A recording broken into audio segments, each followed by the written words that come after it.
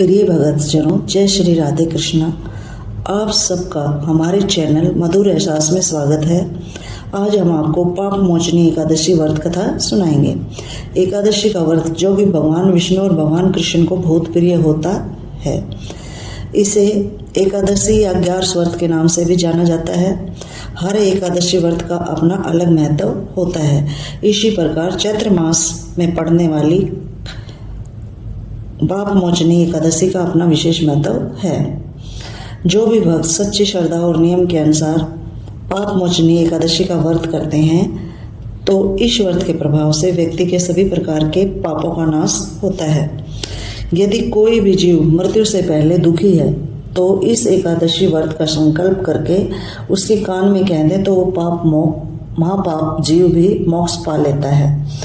इस व्रत के दिन भगवान विष्णु, माता लक्ष्मी और भगवान श्री कृष्ण के चतुर्भुजी रूप का पूजन करना चाहिए। व्रत को धारण करने वाले को, कथा सुनने वाले को जो भी हजारों गोदान के पुण्य फल मिलता है। संसार के समस्त पापों का नाश करने वाली पाप मोचनी एकादशी के बारे में आइए आपको बताते हैं। यह एकादशी 5 अप्रैल को है। 6 अप्रैल को इसका पारण किया जाएगा। आप तुलसी जल या फल से पारण कर सकते हैं। इस दिन शुभ काम ना करें। इस दिन भगवान का पूरे मन से ध्यान करें, पूजन करें, भगवान की आरती करें, भगवान का जाप करें। इससे भगवान विष्णु अपने सभी भक्तों के पापों का नाश करते हैं। तब उनके पुण्य उदित होते हैं और उन्हें सांसारिक सुखों की प्राप्ति होती है। इस दिन आप अपनी श्रद्धा से अन्न वस्त्र ब्राह्मण को दान कर सकते हैं।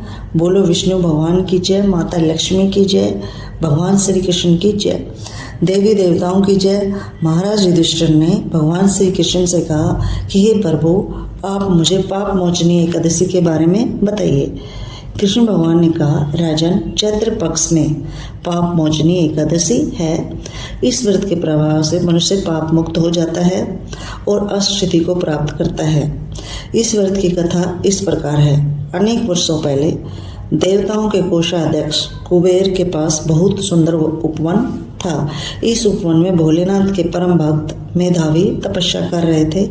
अनेक अप्सराओं ने उनकी तपस्या भंग करने का प्रयास किया, परंतु वे असफल रही। एक अप्सरा, मंजू घोषा नाम की अप्सरा ने तपस्या भंग करने का निश्चय किया। वह मधुर वीणा बजाने लगी, गाने भी लगी। मेधावी उसे गुस्से से घूरने लगे। उसे गाते हुए देख थोड़ी देर बाद वे मोहित हो गए, उसके साथ घूमने लगे। भ्रमण करते करते बहुत समय बीत गया। भगवान शिव के रहस्य को भूल गए। ऐसे ही घूमते घूमते काफ़ी टाइम निकल जाने के बाद एक दिन अप्सरा स्वर्ग लोक को जाने लगी। उसने तपस्वी से कहा कि हे ब्राह्मण, अब मुझे जाने की आज्ञा दीजिए। ऋषि मुनि बोले, संध्या तक रुक जाइए। तब अप्सरा बोली, हे मुनि, कितना समय बीत गया। मंजू घोषा की बात सुनकर मुनि ने हिसाब लगाया कि इसके साथ रहकर 57 वर्ष बीत गए। अपनी तपस्या भंग करने वाली जानकर मेधावी ने उसे श्राप दे दिया। बोले, पापिनी, तूने मेरी तपस्या भंग की है। उसे श्राप दे दिया कि तुम पिशाच योनि में चले जाओ। तब वह कहने लगी, हे भगवान, हे मुनि, मुझ पर दया कीजिए। मैं अब कहाँ जाऊंगी।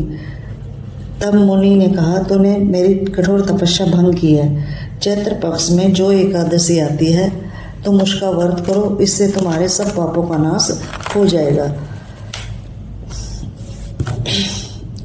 तुम्हें पिशाच योनि से मुक्ति मिल जाएगी। ऐसा कहकर मुनि अपने पिता के आश्रम में चले गए।